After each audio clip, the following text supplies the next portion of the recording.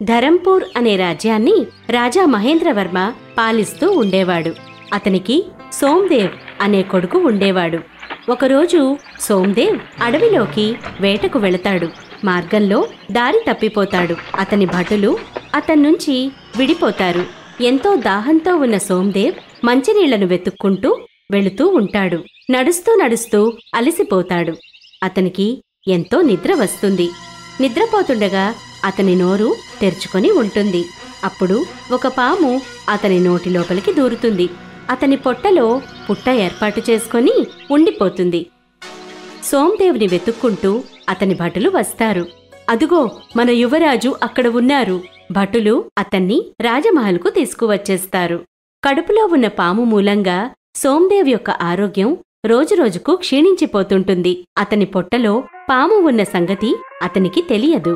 అప్పుడు రాణి మహారాజుతో, ప్రభూ, మన పుత్రుడు వేటకు వెళ్లి వచ్చిన దగ్గర్నుంచి కడుపు నొప్పితో బాధపడుతున్నాడు. సరిగ్గా తినటం లేదు, హాయిగా నిద్రపోవడం లేదు. ఎవరైనా మంచి వైద్యుడిని పిలిపించి వైద్యం చేయించండి. రేపే మన రాజ్యంలో ఉన్న వైద్యులందర్నీ పిలిపిస్తాను. మరుసటి రోజు రాజ్యంలో ఉన్న మంచి మంచి వైద్యులందరి వివరాలు తీసుకుంటారు. వారితో సోమ్దేవ్కి వైద్యం చేయిస్తారు. వైద్యులందరూ సోమ్దేవ్కి రకరకాల ఔషధాలిస్తారు. సోమ్దేవ్ తల్లితో, అమ్మా, 1 నెల గడిచింది, కాని ఏ ఔషధమూ పనిచేయడం లేదు. నేనేం చేయనమ్మా, ఎక్కడికెళ్లను?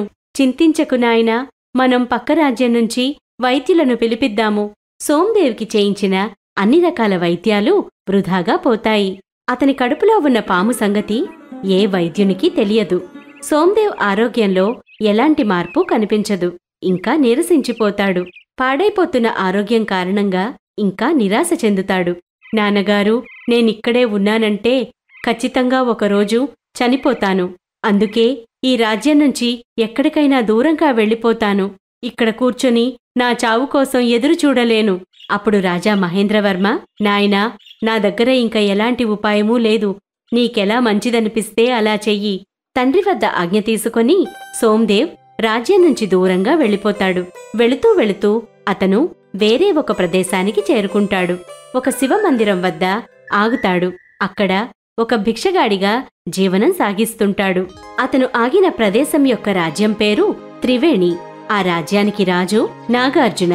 అతనికి మోహిని, కావేరి అనే 2 కుమార్తెలు ఉంటారు. వారి తల్లి వారు జన్మించగానే చనిపోతుంది. కావేరి తన సోదరి మోహిని కన్నా భిన్నంగా ఉంటుంది. ఆమె దుర్గామాతకు పరమ భక్తురాలు.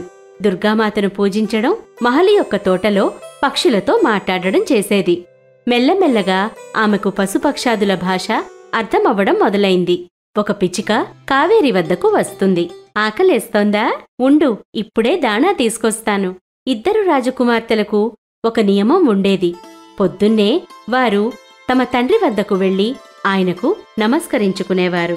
ప్రణామాలు నాన్నగారు, మీరు ఎంతో కృపగలవారు. మీ కృప వల్లనే ఈ ప్రపంచంలో ఉన్న సుఖాలన్నీ మాకు లభించాయి. ఇది విన్న నాగార్జున సంతోషానికి అవధులుండవు. కాని 2వ రాజకుమారి రాజా నాగార్జునతో ఇలా అంటుంది, ప్రణామాలు నాన్నగారు, ఎవరు ఎలాంటి కర్మలు చేస్తే వారు అలాంటి ఫలితాన్నే అనుభవిస్తారు. దుర్గామాత మీ కర్మ యొక్క ఫలితాన్ని మీకు తప్పకుండా ఇస్తుంది. కావేరి అన్న ఈ మాటలు విని రాజా నాగార్జున క్రోధితుడవుతాడు. రోజులాగానే రాజకుమార్తెలిద్దరూ ఒకే మాట అంటారు. కాని ఏదో రాజకీయ కారణాల వల్ల రాజు యొక్క మనసు బావుండదు. అందువల్ల కావేరిపై అతనికి ఉన్న కోపం మీద అతనికి అదుపు ఉండకుండా పోతుంది. వెంటనే మంత్రిని పిలిపిస్తాడు. వెళ్ళి మంత్రిని నేను వెంటనే రమ్మన్నానని చెప్పు. కొంచెంసేపటికి మంత్రి అక్కడకు వస్తాడు. చిత్తం మహాప్రభో, ఆదేశించండి మహారాజా. నా ఈ కూతురు కావేరి రోజూ నాతో కఠినంగా మాట్లాడుతోంది. ఇన్ని రోజులు ఈమె అమాయకురాలని ఇదంతా భరిస్తున్నాను. కాని ఇప్పటివరకు ఈమెలో ఎలాంటి మార్పు రాలేదు.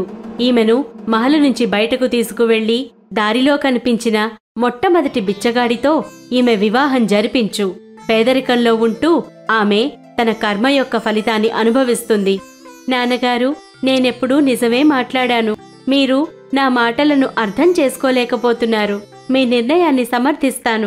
మహలు నుంచి బయటకు వెళ్లే ముందర నేను మహలులో ఉన్న దుర్గామాత ఆలయాన్ని దర్శించుకోవాలనుకుంటున్నాను. నా దుర్గామాత నా వెంట ఉన్నప్పుడు నా భాగ్యాన్ని ఎవరూ మార్చలేరు.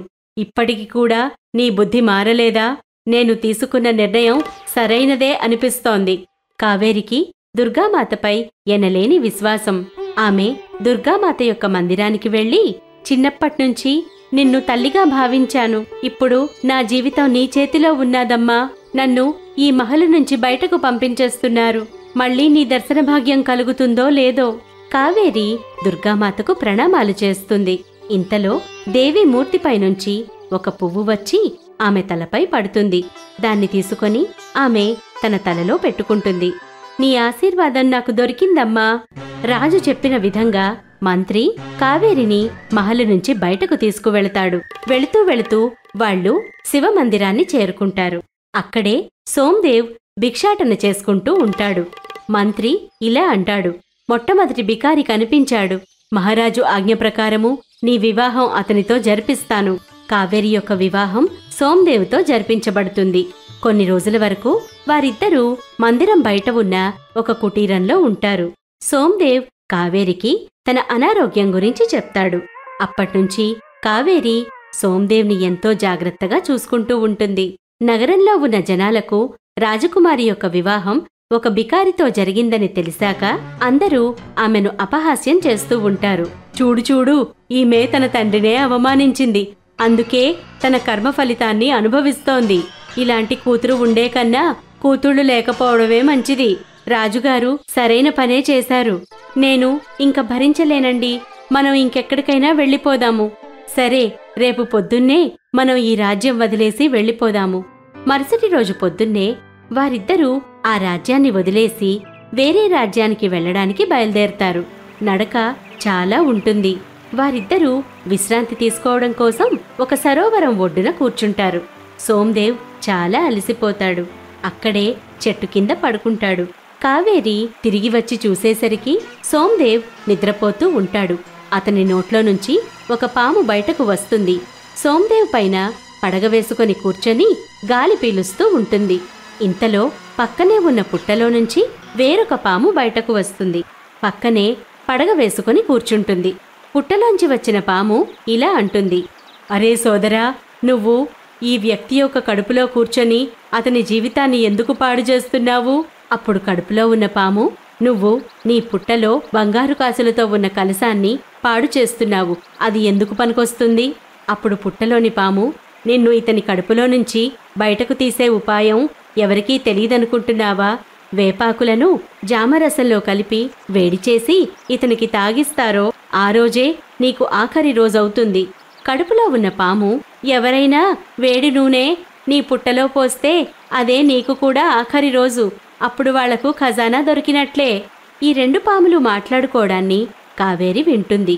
అక్కడే ఉన్న జామ చెట్ల నుంచి జామకాయలు కోసి పుట్టలోని పాము చెప్పినట్లుగా సోందేవ్కు వేడిగా ఉన్న రసాన్ని తాగిస్తుంది. మరుసటి రోజే సోందేవ్ ఆరోగ్యం కుదుట పడుతుంది. ఇప్పుడు నా ఆరోగ్యం బావుంది కావేరి. పెద్ద పెద్ద వైద్యులు చేయలేని పనిని నువ్వు చేశావు. కావేరి వేడివేడి నూనెను పక్కనే ఉన్న పుట్టలో పోస్తుంది. అప్పుడు రెండవ పాము చనిపోతుంది. అక్కడి నుంచి బంగారు కాసులు ఉన్న కలశాన్ని బయటకు తీస్తుంది కావేరి. ఖజానా దొరికాక వారిద్దరూ ఎంతో ధనవంతులవుతారు. అప్పుడు సోందేవ్, కావేరి, నువ్వు నాకు అదృష్టాన్ని తీసుకొచ్చావు. నేను ధరంపూర్ అనే రాజ్యానికి రాజకుమారుణ్ణి. అప్పుడు రాజకుమారి కావేరి దుర్గామాతను తలుచుకుంటుంది. అమ్మా, ఎవరైతే స్వచ్ఛమైన మనసుతో మిమ్మల్ని పూజిస్తారో వారి దుఃఖాలన్నింటినీ మీరు దూరం చేస్తారు అంటుంది. సోందేవ్ రాజకుమారి కావేరిని తీసుకొని తన రాజ్యానికి తిరిగి వస్తాడు. అక్కడ దుర్గామాతకు మందిరాన్ని నిర్మిస్తాడు. వారిద్దరూ దుర్గామాత యొక్క భక్తిలో సుఖమైన జీవితాన్ని గడుపుతూ ఉంటారు. నేస్తాలు, కథ నచ్చిందా? కామెంట్ బాక్స్లో తప్పక తెలియచేయండి. ఇలాంటి మరిన్ని కథల కోసం మా ఛానల్ను సబ్స్క్రైబ్ చేసుకోండి. ధన్యవాదాలు.